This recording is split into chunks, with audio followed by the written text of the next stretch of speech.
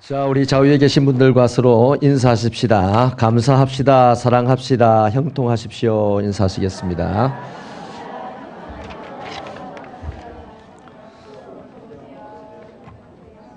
진심이죠? 정말이죠? 예, 내가 형통 못해도 옆 사람이 형통하면 함께 한 지붕 아래서 하나님을 섬긴 지가 몇 년인데 다 같이 잘 되지 않겠습니까? 할렐루야. 지난 시간에는요, 고난의 종 메시아에 대한 말씀을 우리가 나누었죠. 이 이사야 선지자는 700년 후에 있을 메시아에 대한 그 예언까지를 하면서 현재 살아있는 사람들, 그 당시 살아있는 사람들과 700년 후의 일들은 별로 관계도 없어요. 그죠? 관계도 없지만 메시아는 벌써요, 현재의 일을 고민하고 현재의 일을 하나님께 중보하고 현재의 일에 대한 하나님의 뜻을 증거하는 사역을 하다 보니까 그 영안이 열려서 내일을 보게 되는 것이죠. 그래서 예수를 잘 믿는 사람들이요, 내일을 본다는 것은 내일에 어떤 일이 있을 거다 점을 잘 치는 것이 아니고요, 성경이 기록되어 있는 내일에 대한 일들을 잘 깨달아 안다는 것입니다.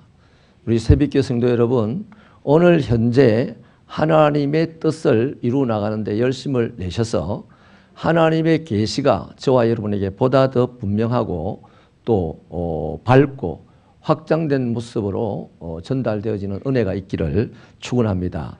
괜히 신령한 척하고 그런 것이 아니고요, 오늘 하나님의 일을 부족하고 연약하지만 우리가 열심을 감당하다 보면 세상은 우리를 조롱하기도 하고 또 세상에 힘이 있는 우리를 타격을 입혀서 손해를 끼치기도 하겠지만 내일을 준비하신 하나님은 우리에게 그 내일을 보여주신다 이 말입니다.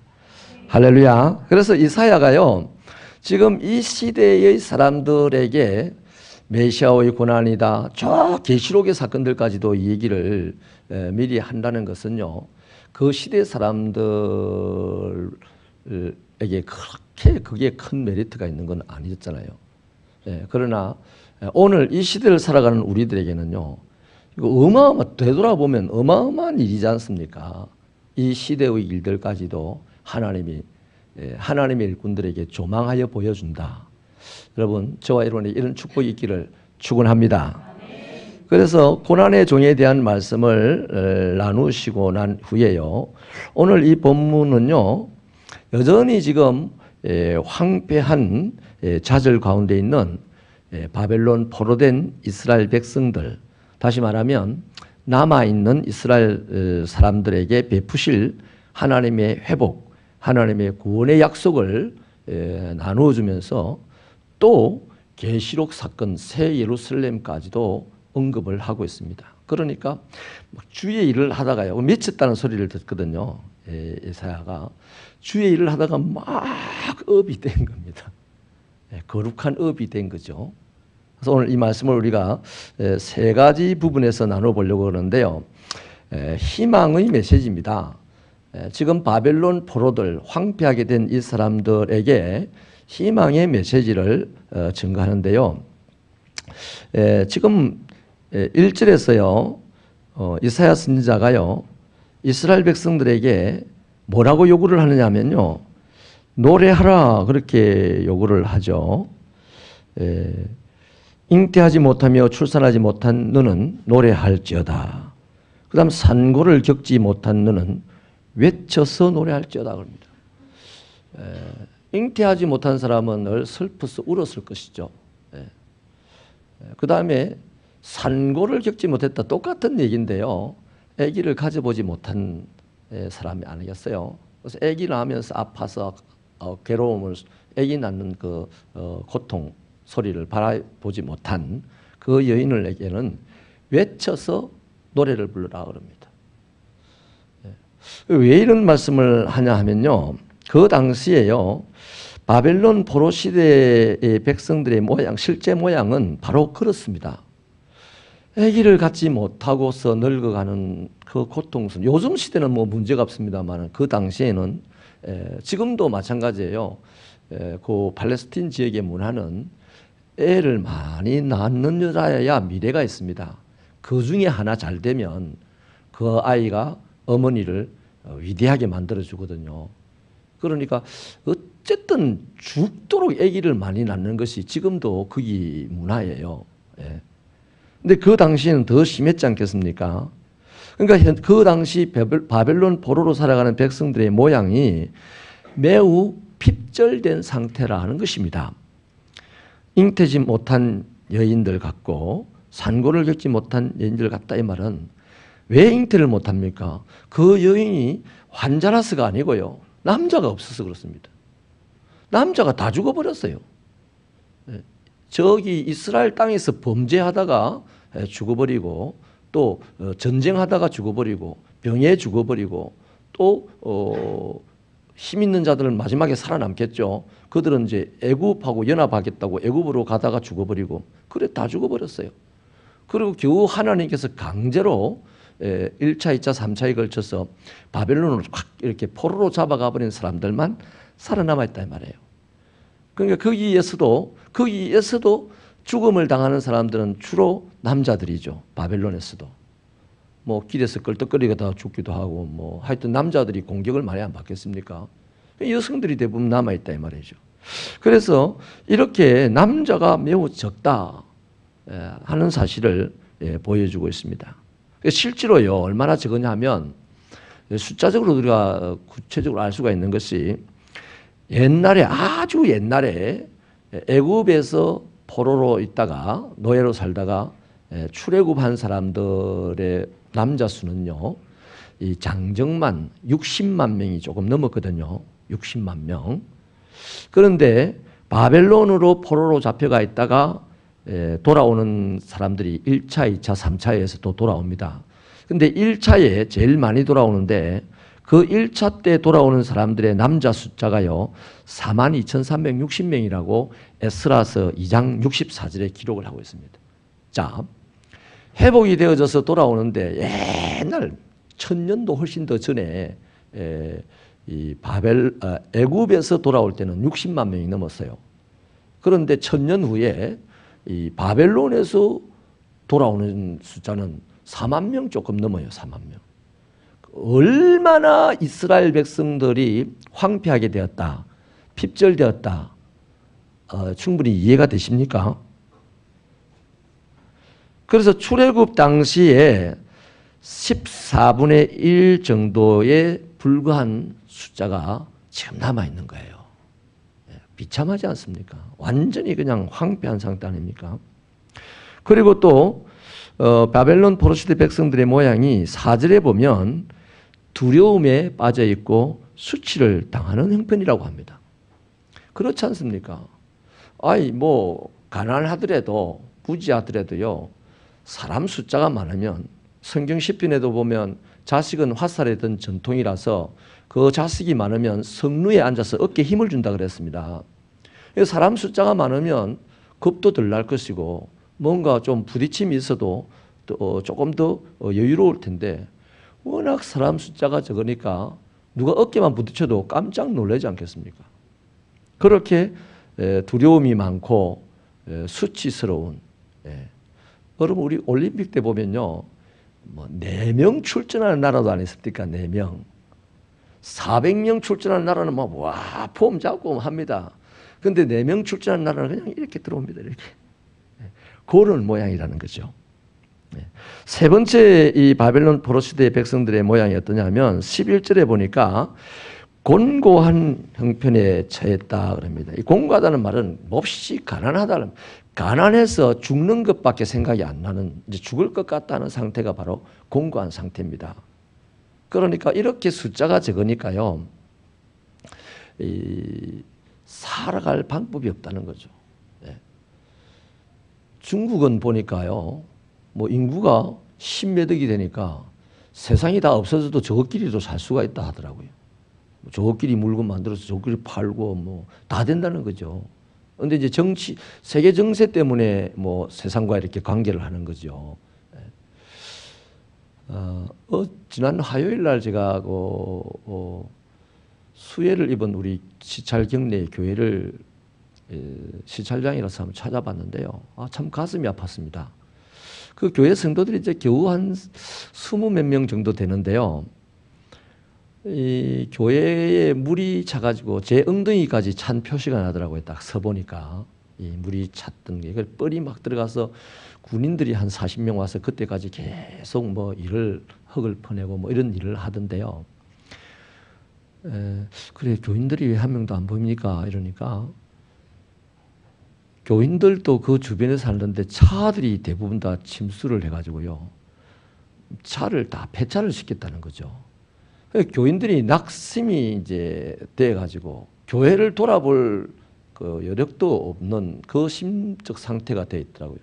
그 목사님이 혼자서 그냥 왔다 갔다 하면서 그 군인들 뒷바라지도 해주고 그러시더라고요. 그래서 제가 간 김에 좀 기다렸다가 식사 대접을 좀 해드리고 그래 왔는데요. 정말 그 외로움이라든지 또 왜 이 서글픔 이런 것들이 그 목사님 얼굴에서 묻어나는 것이요 무척 괴로웠습니다. 이 상태입니다. 지금 너무 숫자가 적으니까 누가 부딪히기만 해도 왜 부딪히는데요? 이렇게 되물을 수도 없고 깜짝 놀래고 얼른 숨어야 되고 또 누구한테 때리면 맞고 그냥 싹 피해야 되고 그다음 그렇게 피한 상태에서 너무 배가 고픈데 이러다가 죽는가 하는 생각이 드는 상태가 바로 지금 바벨론 포로 시대의 백성들의 모양입니다. 그런데 오늘 이사야 선지자는요.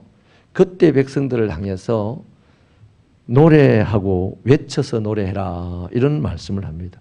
너무 심하지 않습니까?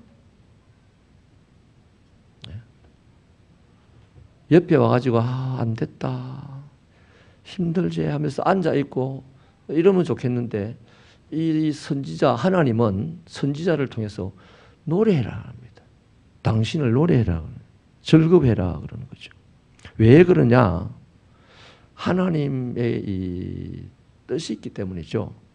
하나님은요 원래 아브람 창세기 15장에서요 창세기 12장에서부터 아브라함에게 큰 민족을 이룬다 그랬습니다. 그리고 15장에서 애굽에서 객이되었다가 너희들을 괴롭힌 자들을 내가 징벌하고 너희들을 재물을 거두어서 나오게 할 것이다. 그렇게 했어요. 그러니까 하나님의 계획은 이스라엘 민족이요 큰 민족이 되는 겁니다. 그런데 사람들이 볼 때요 저마다 한 행위 때문에 지금 출애굽할 때는 적어도 남자가 싸울 수 있는 남자가 60만 명이 넘었는데 바벨론을 벗어날 때는 그 숫자가 4만 명 조금 넘었다 말이죠. 그러니까 이 하나님은 우리 보고 큰 민족을 이룬다 해놓고 왜 이렇게 이제 정말 한 줌 흙 정도밖에 안 되는 왜소한 공동체로 전락을 시켰을까?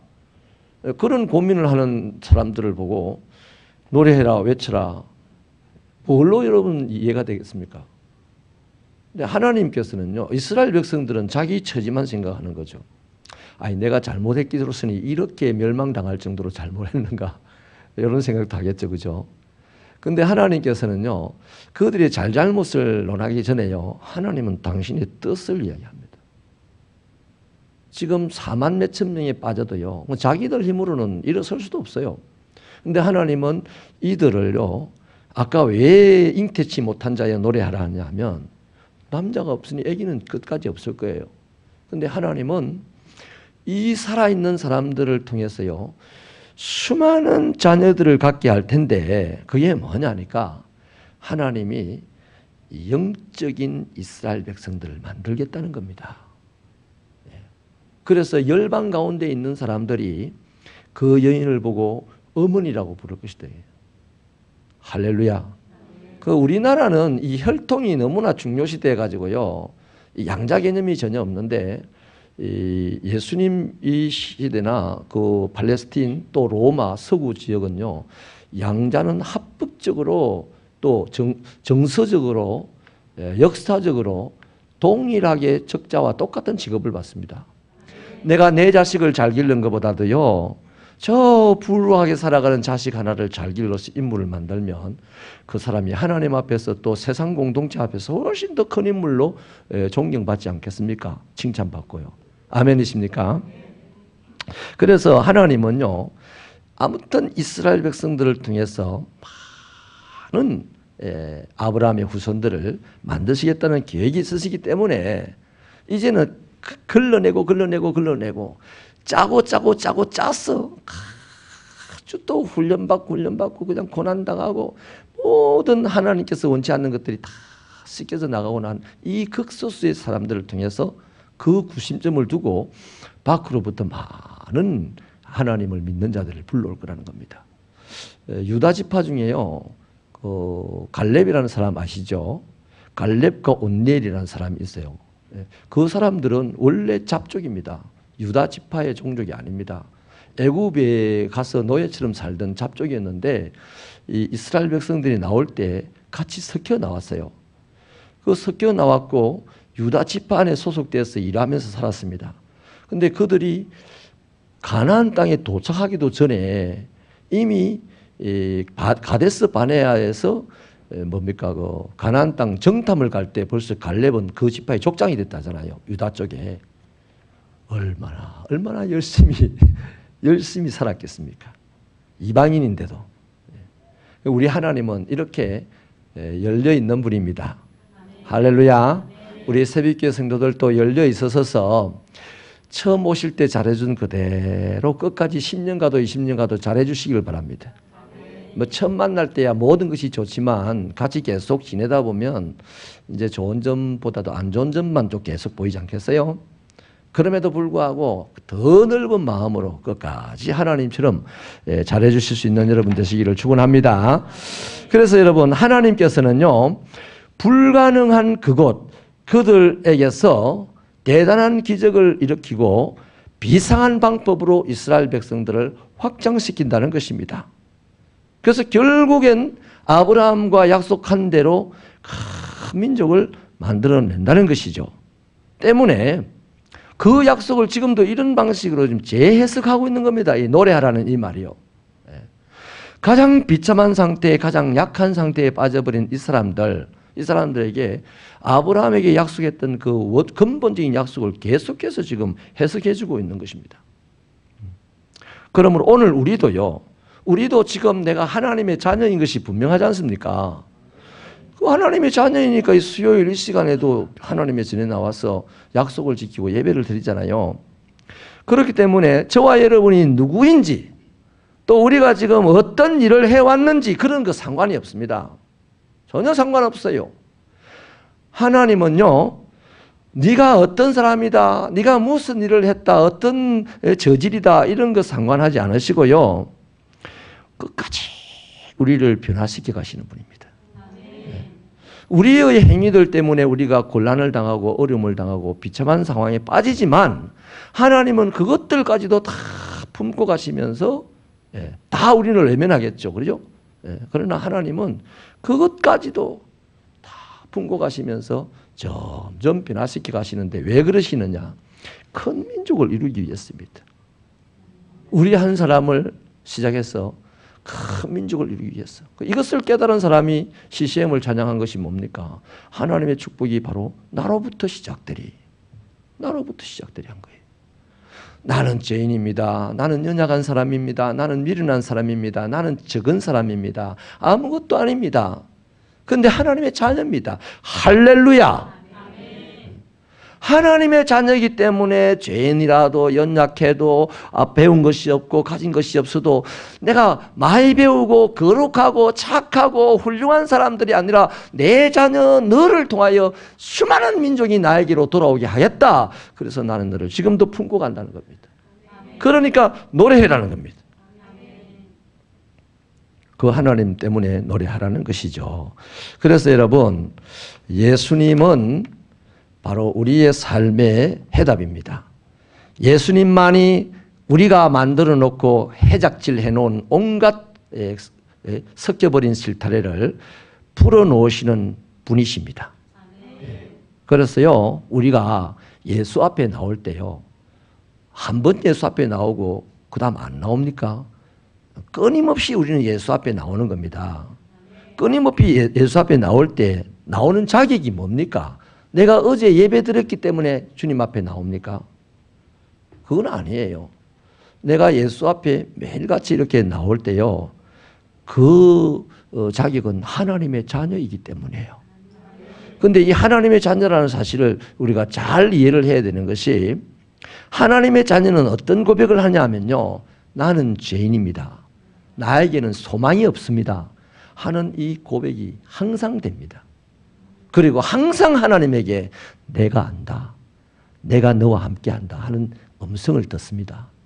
내가 죄인입니다, 나는 아무것도 할 수 없습니다, 나에겐 소망이 없습니다, 나는 이 길로 죽을 수밖에 없는 자입니다 라고 고백을 할 때에, 고백을 하는 자만이 그 시간, 아니다, 내가 너를 의롭게 하였노라, 내가 너를 위하여 내 독생자 아들을 십자가에 내어주었노라, 내가 지금도 너와 함께하노라는 말씀을 그때그때 듣는 겁니다. 그 진정한 고백이 없는 사람은요, 와도요, 나는 목사니까 교회 간다, 하나님 그거 안 받아요. 하나님에게 목사 필요 없어요. 나는 착한 사람이니까 나 하나님께 예배드리러 간다. 하나님 착하다고 예배 받는 거 아니에요. 착한 사람도 필요 없어요. 하나님에게는 하나님의 자녀가 필요합니다. 그 자녀는요, 항상 어떤 자각 속에 살아가냐면 나는 죄인이라는 겁니다. 나에겐 소망이 없다는 겁니다. 그런데 오늘 이 시대에 저와 여러분 가만히 한번 생각해 보십시오. 우리뿐만 아니라 이 시대의 개신교 그리스도인들 대부분이 이런 자각을 항상 하냐면 안 하기 때문에 구원받았습니까? 하는 질문하는 이상한 이단들이 나옵니다. 우리는 날마다 나의 구원을 확인해야 되는 거예요. 그래서 바울 사도는 두렵고 떨림으로 너희 구원을 이루라 그랬습니다. 구원을 못 받았다는 얘기가 아닙니다. 구원을 못 받았다는 얘기가 아니고, 우리가 수많은 난관과 어려움, 여러 가지 복잡한 문제들에 처하게 되는데 그거 다 내 자신의 잘못 때문이거든요. 대부분이. 또 사람들의 제약 때문이거든요. 그걸 내 자신의 잘못이든 이 사회의 잘못이든 전부 하나님의 자녀는 자기 책임으로 돌리는 거예요. 우리의 죄를 용서하여 주시고. 그래서 하나님의 자녀이기 때문에 하나님 앞에 예수 앞에 나올 수 있고, 그 하나님의 자녀라는 인식을 항상 해야 되는데 어떻게 하면 할 수 있느냐?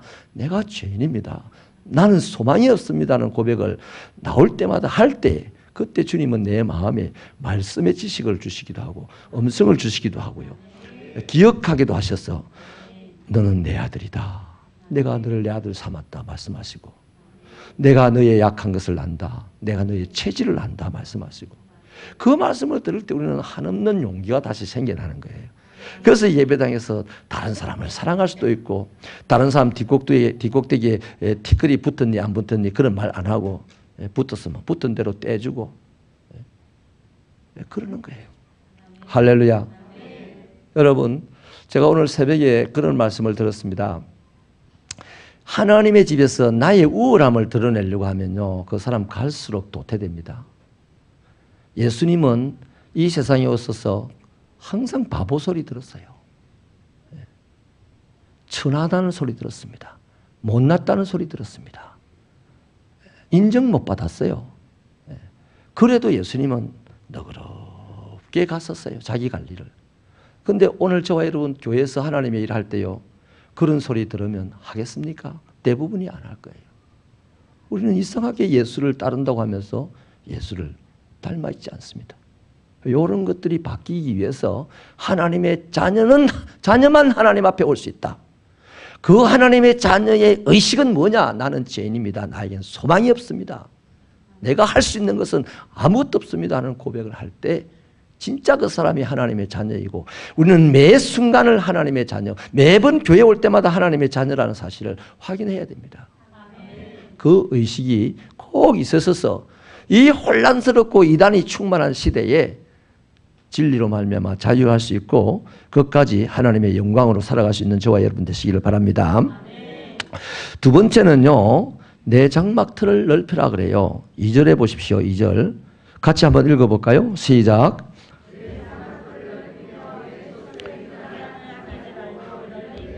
너의 줄을 길게 하며 너의 말뚝을 견고히 할지어다.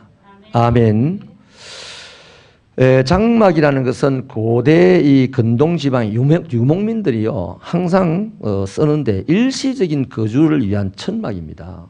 그냥 무너질 때까지 지어놓는 그런 집이 아니고 금방 필요하면 옮겨야 될 때 뜯어갈 수 있는 그런 천막이죠.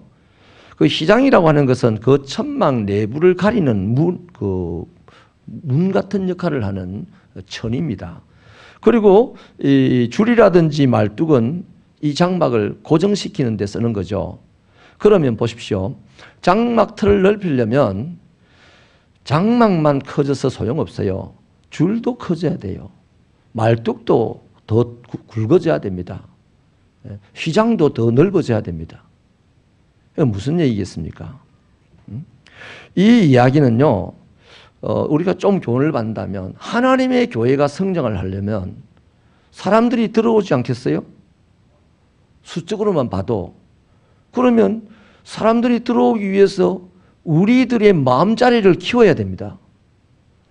10사람이 모여서 개척교회 하던 사람들이 10명의 마음만 묶을 수 있는 사람들의 수준이에요. 그런데 그 10명의 마음을 어떻게 확장시켜 나가야 됩니까? 100명을 묶을 수 있는 마음자리로 확장을 시켜놔야 100명이 들어왔을 때 100명을 품고 갈 수 있어요. 그런데 마음자리는 확장을 시키지 않고 여전히 10명의 마음자리를 갖고 있으면서 주여 우리 교회 빈자리를 채워주시고 우리 교회 성장하게 해주시고 백날 해봐야 소용없습니다. 하나님 응답은 적시로 왔습니다. 네 마음자리를 키워라. 너그러운 자가 되어라. 그거죠. 그래서 이 장막 틀을 넓히라는 이 말에는요. 오늘 우리 교회를 향한 좋은 교훈도 있는데 바로 그런 거예요. 그래서 그 부분은 지금 나눌 건 아니고. 자, 장막 틀을 넓혀야 하는 이유가 3절에 있습니다. 같이 읽어보십시다. 3절 말씀 시작.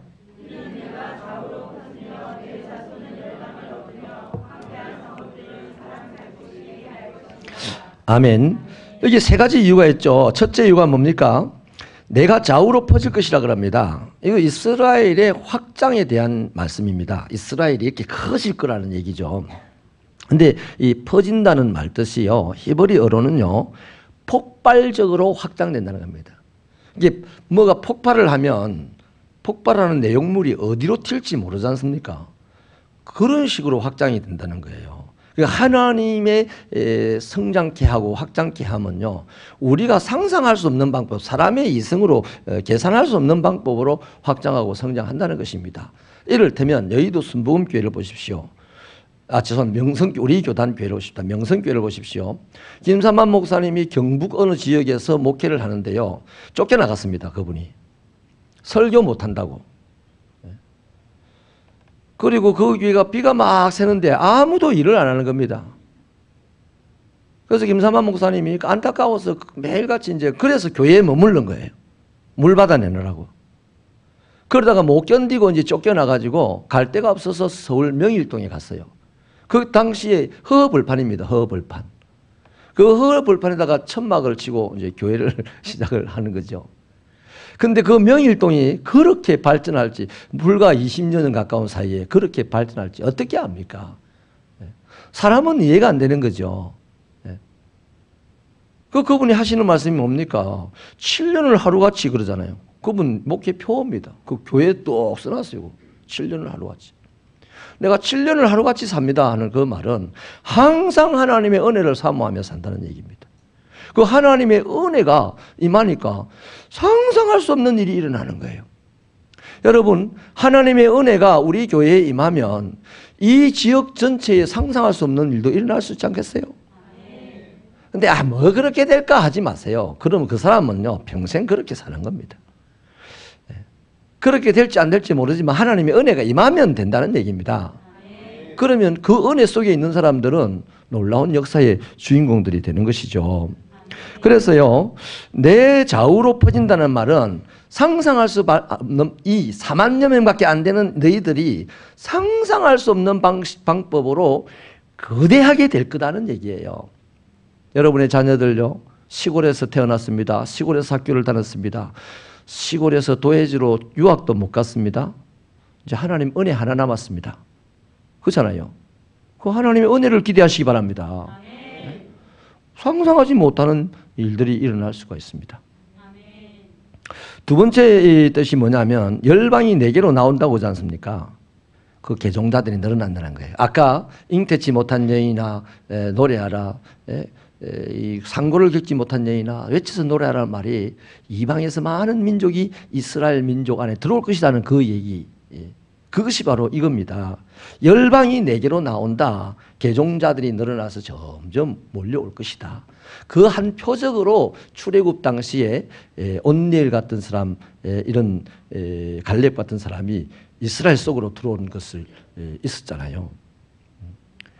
그래서 여러분 이것이요, 셋째로는요, 황폐한 성읍이 사람 살 곳이 된다는 건데요. 이렇게 막 은혜로운 사건, 하나님의 폭발적인 은혜로운 사건들이 일어나니까 그 동네가 다 너그러워지고 사람들이 너그러워져요. 사람들이 그냥 행복해 보여요. 이렇게 저 낯선 사람을 보는데도 그 얼굴이 걱정이 하나도 없고 막 환한 거예요. 우리 새벽교 성도들처럼. 보면 다 환해요. 잘생겼고 아름다워요. 진짜 잘생긴 건 아니고 진짜 아름다운 건 아니라 표정이 참 좋다는 얘기입니다. 밝다는 얘기입니다. 할렐루야. 네, 그러니까 그게 표정 밝은 사람 옆에는 가는 것이 두렵지 않지 않습니까? 인상을 빡 쓰고 있는 사람 옆에 갈 수 있습니까? 저 목욕탕 갔다가 놀래가지고 나왔어요, 저는. 네? 그래서 사람 살기 좋은 동네가 된다는 말은 그 은혜 받은 사람들이 모인 공동체가 너무 편하고 너무 행복하고 너무 기쁘더라는 거죠. 거기다가 하나님의 역사가 일어나니까 그렇죠. 편하고 기쁘고 행복하니까 하는 일이 잘 되는 겁니다. 굶어 죽는 사람 없고 서로 나눠 먹고 도와주고 서로 세워주고 그래서 다 잘 사는 사람들이 되는 세상이 되는 거죠. 여러분 이것이 언제 성취가 됩니까? 역사적으로 성경에서 성취가 됩니다. 오순절 성령의 강림 사건이 있던 날 보십시오. 초대교회가 형성되던 때를 보십시오. 그때의 모든 것이 이루어졌습니다. 그 안에 있던 사람은 살만하다 했습니다. 할렐루야. 그래서 모일 때마다 서로 찬미하고 시와 찬미로 하답하고 떡을 떼고 떡을 뗐는데 또 떼고 말이죠. 그렇게 모이기를 피하는 자들과 같이 하지 아니하고 열심을 다해서 모이고 전심으로 함께 기도하고 이런 세상이 그게 온 거예요. 바로 이사야서 54장에서 말한 사람 살기 좋은 세상이 바로 성령 강림이 있던 초대교회가 형성되던 그때였다 하는 것입니다. 그래서 이러한 은혜는요, 개인에게는 번영을 주을 것이고 하나님의 교회는 괄목할 만한 성장을 준다는 것이죠. 바로 그 점입니다. 오늘 우리 새벽교회도 여기에 초점을 맞추시게 되기를 바랍니다. 은혜가 임하면 이 세상 물정이나 정치가들의 노력이나 경제인들의 도둑질이나 뭐 머리 좋은 사람들이 큰 도둑질이나 이런 것 때문에 세상은 살기가 점점 어려워져 가는데 하나님의 폭발적인 은혜가 어느 한 지역에 임하면 거기 있는 사람들이 개인적으로도 공동체적으로도 풍부하게 살게 되고 좋은 일이 일어난다 하는 겁니다. 그게 과테말라의 알라몬가라 하는 곳에 그런 역사가 일어났습니다. 교도소가 그 도시 안에 3개가 있었어요. 대부분의 사람들이 술집에 종사하는 사람들이었습니다. 농사가 안 되는 곳이었어요. 그런데 한 목사님이 들어가셔서 사역을 하는 세월이 지난 동안에 교도소가 없어지고 술집이 사라지고 거기에 대부분의 사람들이 예수 믿는 사람으로 변하고 그러다니까 농작물이 보통 과테말라 지역에 생산되는 농작물보다 4배 이상 큰 수확을 이루게 되고 다 부유하게 되었다. 인터넷 한번 찾아보십시오. 과테말라에 대해 부흥에 대해서 나올 겁니다. 그 한 사람이 은혜를 폭발적으로 받아도요, 그런 역사가 일어나는데 이 한 민족 4만 몇천 명밖에 안 되는 이 민족도 그 은혜를 받으면 그런 역사가 일어난다는 것이고 그 증거가 오순절 강림 사건에 있었다. 그리고 오늘 이 시대에도 우리들에게도 있게 되기를 축원합니다. 축원합니다. 그다음 마지막 3번째로요. 새 예루살렘으로 나갈 것이다 라고 예언을 합니다. 11절 이하의 말씀인데요. 거기 11절 이하의 말씀을 보면 뭐 보석 이야기가 많이 나옵니다. 그리고 그 보석들이 얼마나 화려하고 깨끗합니까? 거기다가 특이한 것은요, 여호와의 교훈과 평안이라는 말이 기록되어 있습니다. 그 몇 절에 있습니까? 13절 같이 읽어볼까요? 시작.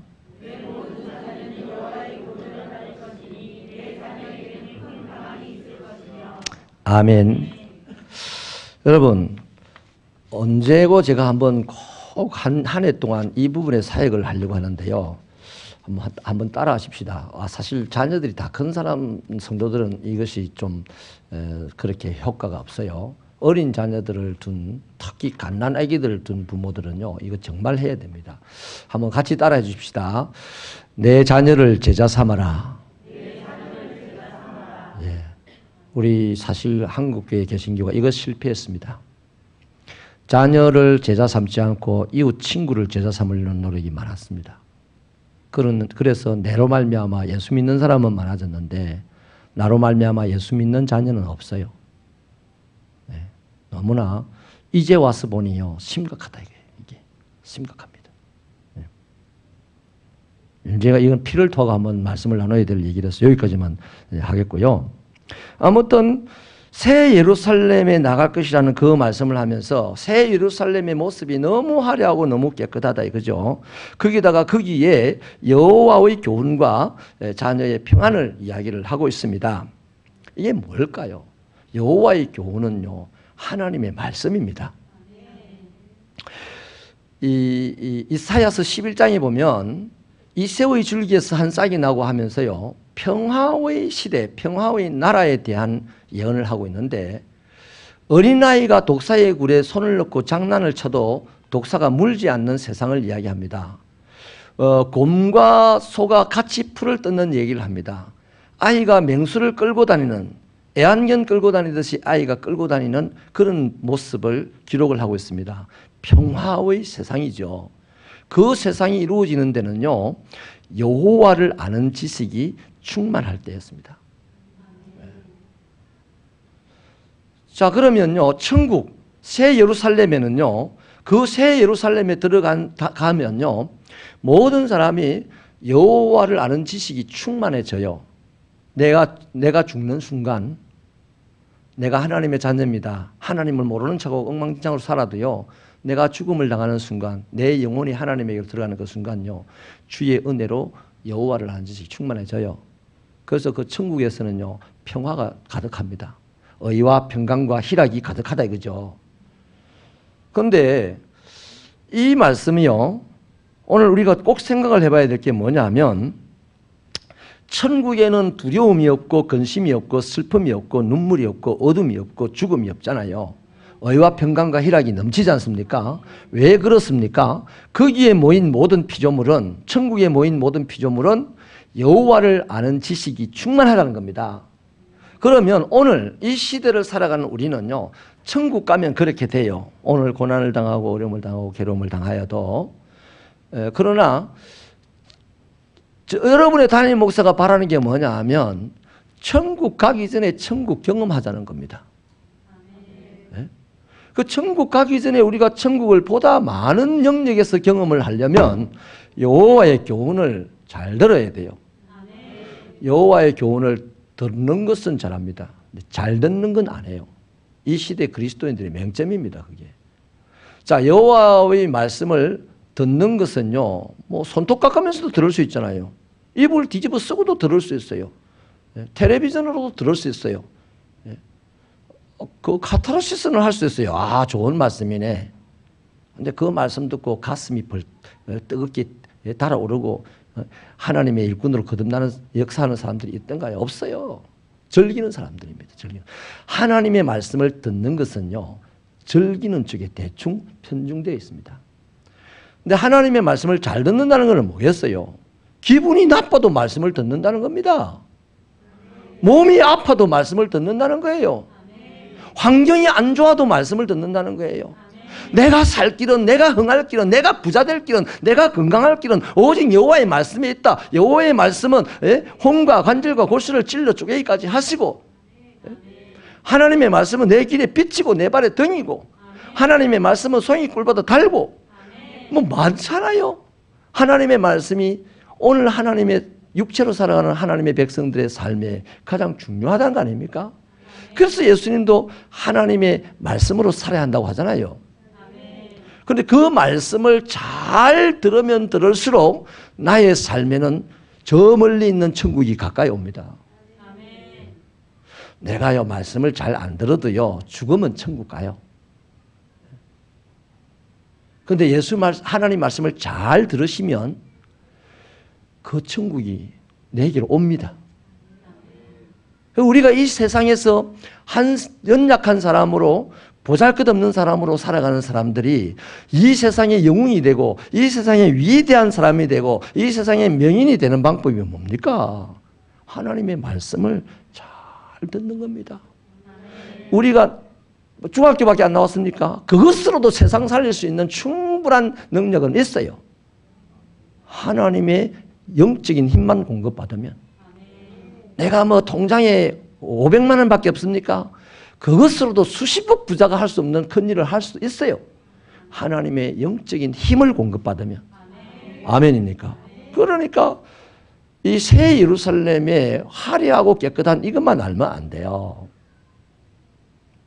새 예루살렘에는 여호와를 아는 지식이 충만하다는 것까지 알아야 돼요. 그래서 오늘 우리도 가능성이 있다.